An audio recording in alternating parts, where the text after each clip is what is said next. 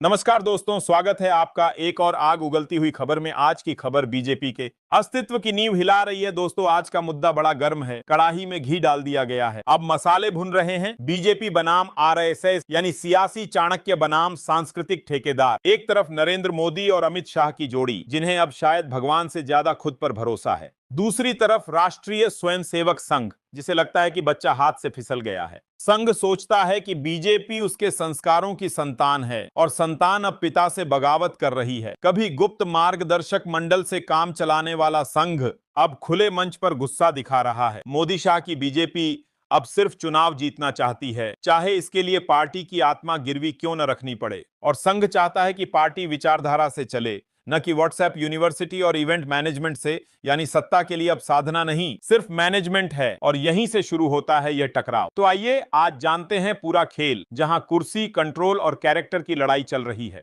लेकिन दोस्तों, इससे पहले हमारी आपसे एक छोटी सी रिक्वेस्ट है। हमारे जूनियर सहयोगी सुधीर चौधरी ऑफिशियल को जरूर सब्सक्राइब करें। दोस्तों, सुधीर चौधरी अब सुधर चुके हैं और हमारी तरह सरकार की काली सच्चाई सबके सामने लाते हैं, और लोग उन्हें देख भी रहे हैं। इसलिए आप सब भी इन्हें जरूर सपोर्ट करें और हमारे नए चैनल डेली न्यूज को जरूर सब्सक्राइब करें। दोस्तों, बीजेपी और आरएसएस के बीच का यह टकराव अब सिर्फ मतभेद नहीं रहा, यह एक सत्ता और सिद्धांत की खुली जंग बन चुका है। पहले जहां संघ बैकस्टेज से पार्टी को दिशा देता था, अब वह खुले मंच पर खड़ा होकर कह रहा है, बहुत हो गया, अब तुम्हारी नहीं हमारी चलेगी। नरेंद्र मोदी और अमित शाह, जो पिछले एक दशक से पार्टी की हाईकमान संस्कृति चला रहे हैं, अब संघ को सिर्फ एक पुरानी संस्था मानते हैं, जिसे बस आशीर्वाद देने के लिए मंच पर बुलाया जाता है, फैसले लेने के लिए नहीं। लेकिन संघ अब सिर्फ आशीर्वाद नहीं, अधिकार चाहता है।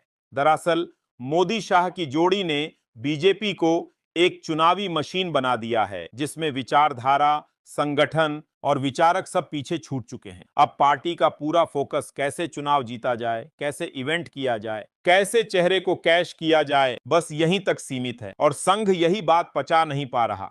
वो सोच रहा है, हमने शाखाओं में बस्ता उठाकर लड़के भेजे, जिन्होंने बूथ जीते, और आज फैसले सिर्फ दो लोग ले रहे हैं। इस झगड़े की शुरुआत एक छोटी चिंगारी से हुई, जब बीजेपी के मौजूदा अध्यक्ष जेपी नड्डा ने सार्वजनिक रूप से कह दिया कि अब पार्टी को संघ की जरूरत नहीं है। उन्होंने कहा, बीजेपी अब इतनी मजबूत हो चुकी है कि उसे चुनाव जीतने के लिए संघ की बैसाखी की जरूरत नहीं। बयान को सुनते ही नागपुर में माथे पर बल पड़ गया। आरएसएस को यह बयान अपमान जैसा लगा, क्योंकि हरियाणा से लेकर महाराष्ट्र और दिल्ली तक, जहां बीजेपी सत्ता में लौटी, वहां जमीन पर संघ के स्वयं सेवकों ने दिन रात एक किया था। संघ ने महसूस किया कि जिस पार्टी को उसने दूध पिलाया, वो अब दांत दिखा रही है।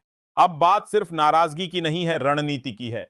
संघ ने तय किया है कि वह अब पार्टी को बिना शर्त समर्थन नहीं देगा, ना ही अपने प्रचारकों को चुनावी काम में लगाएगा और ना ही बूथ स्तर पर मदद करेगा। यह अपने आप में एक बहुत बड़ा फैसला है, क्योंकि बीजेपी की ग्रास रूट ताकत संघ के नेटवर्क से ही आती है। आप हर जगह इवेंट मैनेजमेंट से चुनाव नहीं जीत सकते। संघ की पहली मांग है, बीजेपी का नया राष्ट्रीय अध्यक्ष ऐसा हो जो संघ के मूल्यों को समझे और माने।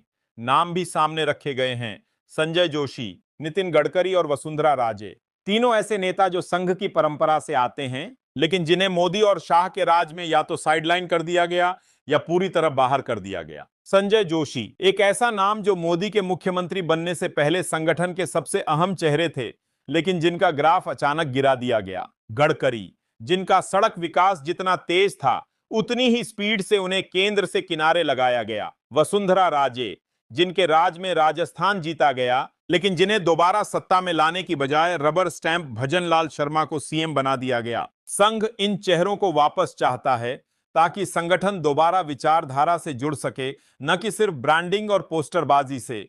लेकिन मोदी शाह का डर और गहरा है। उन्हें लगता है कि अगर संघ का कोई व्यक्ति पार्टी अध्यक्ष बन गया, तो फिर 2029 के लिए उनका प्लान खतरे में पड़ जाएगा। वे अगले 5 साल में अपनी पूरी टीम तैयार करना चाहते हैं, पूरी तरह वफादार, बिना सवाल पूछने वाली टीम। संघ उनके इस केंद्रीकृत मॉडल में सबसे बड़ी रुकावट बन गया है।